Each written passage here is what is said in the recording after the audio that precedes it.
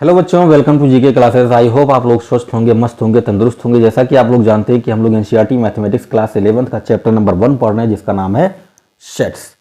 और हम लोग कर क्या रहे हैं, हम लोग एक्सरसाइज 1.5 की क्वेश्चन सॉल्व कर रहे हैं। अभी तक हम लोगों ने क्वेश्चन नंबर 1 to 4 सॉल्व कर लिया है। तो इस एक्सरसाइज में कुल 7 क्वेश्चन हैं।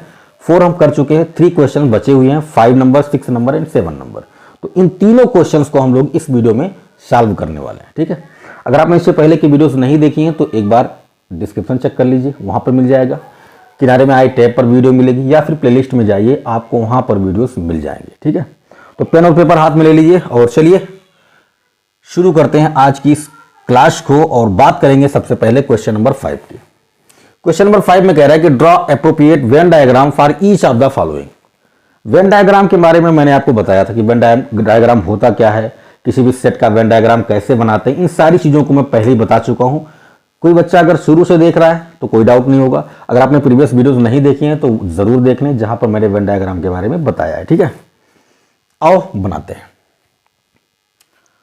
तो इसका वेन डायग्राम बना सकते हैं, हम डायरेक्ट बना सकते हैं, लेकिन हम इसको एग्जाम्पल के थ्रू समझेंगे तो हमको बेहतर तरीके से समझ में आएगा। ठीक है, आप 4 पार्ट आपको दिए गए, इनमें देखो ए बी है ना, ए बी है। तो एक काम करते हैं, पहले हम लोग सेट कंसीडर कर लेते हैं, मान लेते हैं। चलो किनारे, यहां पर मैंने कह दिया कि लेट यू इक्वल टू, इसका कोई मतलब नहीं है जो मैं करने जा रहा हूं, है ना, लेकिन मैं आपको समझाना चाह रहा हूं, मैं आपको दिखाना चाह रहा हूं कि भाई कैसे बनाओगे आप, है ना। बाकी डायरेक्ट आप इनका बना सकते हो। ठीक है, अभी मैं आपको दिखाऊंगा अभी कि डायरेक्ट आप कैसे बनाते हैं। ठीक है, आप पहले एक यूनिवर्सल सेट बना लीजिए। 1 2 3 4 5 6 7 8 9 10। ये मैंने एक यूनिवर्सल सेट ले लिया। एक सेट ए ले लीजिए, 1 2 3 5 6 9। एक सेट बी मान लीजिए आप, 2 3 8 10, है ना, ये हो गया। ओके, अब आ जाइए फर्स्ट वाले पार्ट पर। ए यूनियन बी का डैश चाहिए आपको। डैश का मतलब क्या, ए यूनियन बी का कॉम्प्लीमेंट चाहिए। तो पहले आप ए यूनियन बी निकाल लीजिए, ए यूनियन बी निकाल लीजिए। ए यूनियन बी क्या होगा, दोनों को मिला दीजिए। दोनों को मिलाओगे जब तो 1 2 3 5 6 9, सेट ए को लिख दिया। अब बी को लिखना है तो 2 3 पहले लिख चुके हैं, नहीं लिखेंगे। 8 और 10 बचा हुआ है तो 8 को यहां लिख दो, 8 एंड 8 9 9 भी तो रहेगा, एंड 10, ये हो गया। अब इसका डैश चाहिए आपको, तो ए यूनियन बी डैश कैसे निकलेगा, universal minus A union B. चलिए बनाइए, क्या होगा जरा देखिए। U minus A union B, 1 से 1 कैंसिल हो जाएगा, 2 से 2 कैंसिल होगा, 3 से 3 होगा, 4 इसमें नहीं है तो 4 हो गया, 5 से 5 कैंसिल हो गया, 6 से 6 कैंसिल हो गया, 7, 8 से 8 कैंसिल हो गया, 9 से 9 हो गया, 10 से 10 हो गया। तो कुल मिला के जब आपने ए यूनियन बी डैश निकाला तो आपको 4,7 मिला। अब इनका वेन डायग्राम बनाना है, चलिए बनाते हैं। यहां पर देखिएगा, इसका बना रहा हूं, फर्स्ट वाले का। पहले यूनिवर्सल सेट बनाएंगे, ये आपका यू हो गया। ठीक है, ये आपका सेट ए हो गया, ये आपका सेट बी हो गया, ये सेट ए हो गया, ये सेट बी हो गया। ठीक है ना, ए यूनियन बी यहां से लेकर यहां तक ये पूरा आपका क्या होता है, ए यूनियन बी होता है। ठीक है ना, तो ए यूनियन बी में ये पूरे एलिमेंट है। ठीक है, तो हम सेट ए और बी को बना चुके हैं, तो उसको हम थोड़ा सा क्या करते हैं, यहां पर जो सेट ए के पास और बी के पास एलिमेंट है उनको लिख देते हैं। तो सेट ए के पास कौन है, 1 2 3 5 6 9, और बी के पास कौन है, 2 3 8 10। तो दोनों में 2 3 कॉमन है, इसका मतलब कि यहां पर जो कॉमन रीजन होगा वहां पर 2 3 रहेगा। ठीक है ना, बाकी 1 5 6 9 ये हो गया, एंड बी में 8 एंड 10 आ गया। ठीक है ना, ये हो गया। कुछ बच रहा है, कौन बच रहे हैं, देखो 1 2 3 5 6 9 8 10 ये और बी ये दोनों हो गए, है ना। अगर आप ध्यान से देखो तो ए यूनियन बी यही तो है, 1 2 3 5 6 8 9 10, 1 2 3 5 6 8 9 10 यही तो है। इनके अलावा दो एलिमेंट बचे हुए हैं 4 एंड 7, 4 एंड 7 ये कहां होंगे, ये तो बाहर होंगे ना, क्योंकि ये तो यूनियन में नहीं आ रहे हैं, ये तो यूनियन में नहीं आ रहे तो बाहर होंगे, ठीक है। ओके, हमको बनाना क्या था, हमको बनाना है ए यूनियन बी डैश। अगर मुझसे केवल ए यूनियन बी पूछता तो मैं ये बनाता, ये पूरा बनाता, लेकिन मुझसे क्या पूछ रहा है, ए यूनियन बी डैश। तो जरा देखो ए यूनियन बी डैश कहां पर है, इन दोनों के बाहर है, यहां पर है, इन दोनों से बिल्कुल अलग बाहर। बात समझ में आ रही है। इसका मतलब यह हुआ कि अगर मुझे ए यूनियन बी डैश बनाना है तो ए यूनियन बी को छोड़कर जितना रीजन होगा वही मेरा क्या होगा, ए यूनियन बी डैश होगा। बात आई समझ में। तो यहां पर एलिमेंट लिखने का, एलिमेंट के द्वारा बताने का सिर्फ एक ही रीजन था कि आप समझ पाए कि ए यूनियन बी क्या है, उसके बाहर का रीजन क्या है।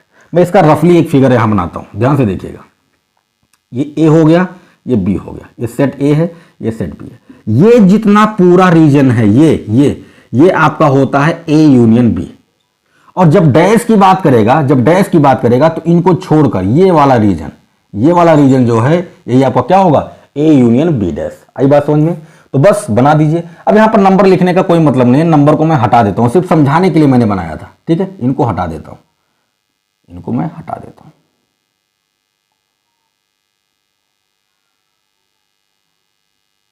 हट गया।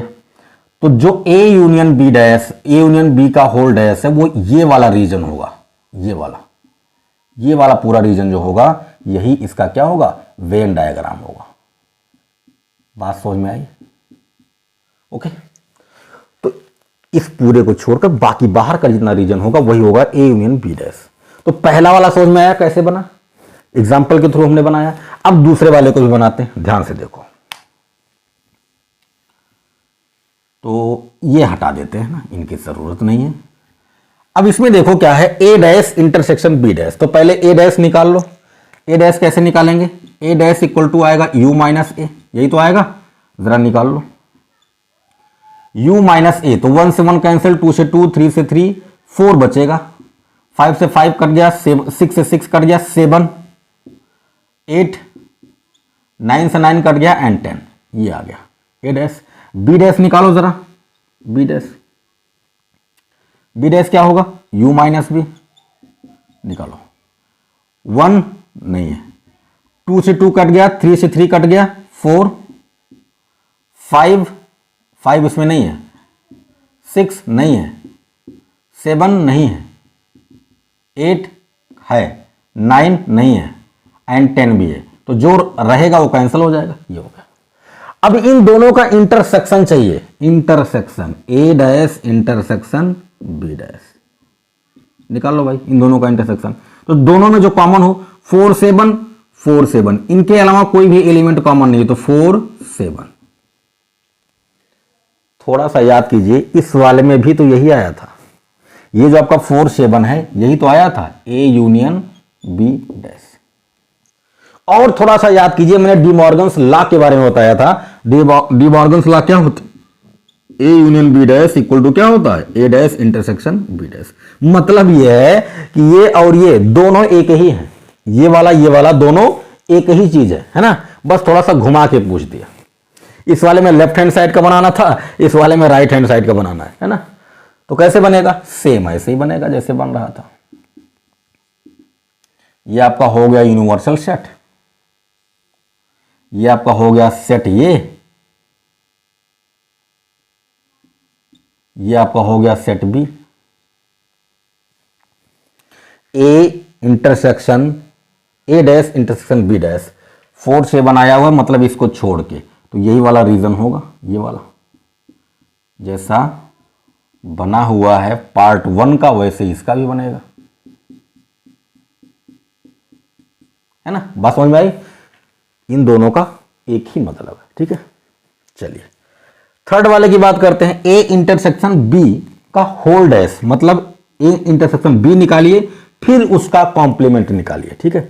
चलो भाई निकाल लेते हैं, यहां से ए इंटरसेक्शन बी डैश निकालिए जरा। ए और बी का इंटरसेक्शन क्या आएगा जरा देखो। 1 तो है नहीं, 2 है, 3 भी है, इसके अलावा और कोई भी एलिमेंट कॉमन नहीं है, तो 2 3 हो गया। अब इसका कॉम्प्लीमेंट चाहिए, तो ए इंटरसेक्शन बी डैश क्या होगा, u minus A intersection B, ये तो होगा, ये होगा, ओके।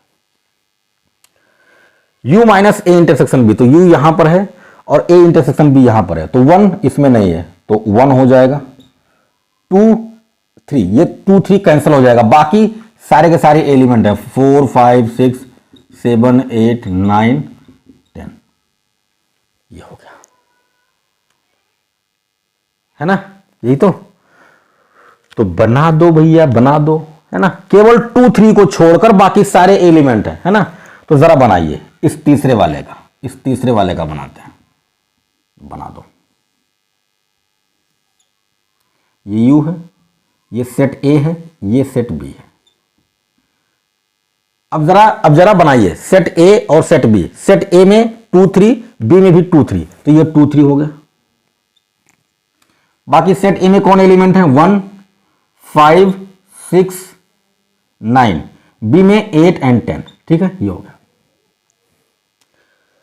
क्या बोल रहा है कि a इंटरसेक्शन b का होल डैश जब बनाओगे तो उसमें क्या आएगा, 1 4 5 6 7 8 9 10, ये सब होंगे, बस 2 3 नहीं होगा, मतलब ये 2 3 नहीं होगा। अच्छा, जब आपने इसका वेन डायग्राम बनाया तो ये सेट a हो गया, ये सेट b हो गया, इन दोनों में कॉमन था 2 3 हो गया, कुछ एलिमेंट बच रहा है, कौन है, 4 एंड 7, तो 4 एंड 7 यहां हो गया, पूरा कंप्लीट हो गया 1 to 10, है ना। अब वो क्या बोल रहा है, वो कह रहा है कि जब a इंटरसेक्शन b का होल डैश बनाओगे तो उसमें 1 to 10 सभी रहेंगे 2 3 को छोड़कर, तो 2 3 मतलब यही वाला रीजन, तो ये वाला रीजन छोड़कर, ये वाला रीजन छोड़कर, ये वाला रीजन छोड़कर बाकी पूरा रीजन हो जाएगा, बाकी पूरा रीजन हो जाएगा, ठीक है। तो बस छोड़ दो, इस वाले को छोड़ देना, इस वाले को छोड़ दो, बाकी सबको बना दो, है ना। मैं एग्जाम्पल के थ्रू इसलिए समझा रहा हूं ताकि आपको समझ में आए। 2 3 यहां पर है, 2 3 को छोड़ देंगे, क्यों, क्योंकि इसमें 2 3 नहीं है, तो 2 3 को छोड़ोगे बाकी पूरा रीजन हो जाएगा, ये पूरा रीजन, ये पूरा रीजन हो जाएगा।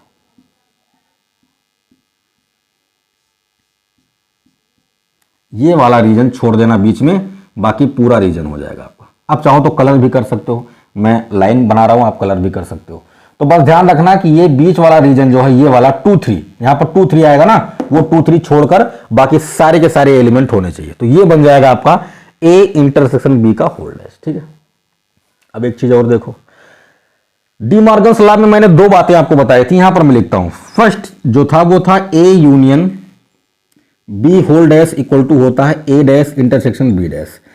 सेकेंड चीज मैंने बताया था कि a इंटरसेक्शन b का होल डैश इक्वल टू होता है a dash union b dash. पहले वाले का बिल्कुल इक्वल था दूसरा वाला, तीसरे वाले का बिल्कुल इक्वल है चौथा वाला। ये तीसरा और चौथा दोनों एक है, देखो। तो चौथे वाले का बनाओगे तो वो भी ऐसे ही बनेगा जैसे ये बना हुआ है, ठीक है। तो चलो बना देते हैं उसको भी, ठीक है। चौथे वाले को यहां बनाते हैं। चौथे वाले में क्या है, a dash union b dash. निकाल लो भाई, a डैश और b डैश यहां पर हैं, इनका यूनियन निकालना है, निकाल लो। a dash union b dash, दोनों का जब आप यूनियन निकालोगे तो क्या आएगा, ध्यान से देखो, 4 5 6 7 8 9 10। इन दोनों का जब यूनियन निकालोगे तो यही आएगा। और इनमें देखो 1 to 10 सभी हैं 2 3 को छोड़कर, 2 3 को छोड़कर। तो 2 3 कहां आएगा, बीच में तो आता है, बीच में ही तो आएगा, जो दोनों में कॉमन हो। तो 2 3 ही तो दोनों सेट में कॉमन था, उसी को छोड़कर, ठीक है। तो बना दो सीधा, यही बनेगा, यही बनेगा। ये आपका सेट ए हो गया, ये आपका सेट बी हो गया, सेट ए सेट बी। यहीं पर 2 3 आएगा तो इस वाले को छोड़ देना, बाकी पूरा का पूरा रीजन आपका हो जाएगा। ये पूरा का पूरा रीजन हो जाएगा, ये पूरा का पूरा रीजन हो जाएगा। आप अच्छे से कलर भी कर सकते हैं, ठीक है। ये हो गया, बस ये वाला रीजन छोड़ के बाकी पूरा का पूरा आपका क्या होगा, ए डैश यूनियन बी डैश, ठीक है।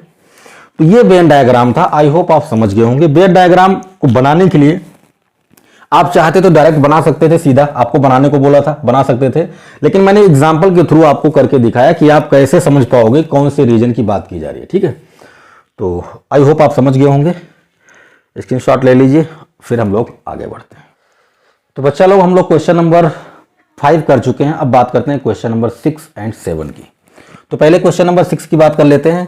कह रहा है कि let U be the set of all triangles in a plane if A is the set of all triangles with at least one angle different from 60 degree, what is A dash. ठीक है, तो पहले बात को समझो। Universal set दिया गया है यू, क्या दिया गया है, set of all triangles in a plane, set of all triangle in a plane. ठीक है ना। सेट ए आपको दिया गया है, सेट ए आपको क्या दिया गया है, सेट ऑफ ऑल ट्रायंगल्स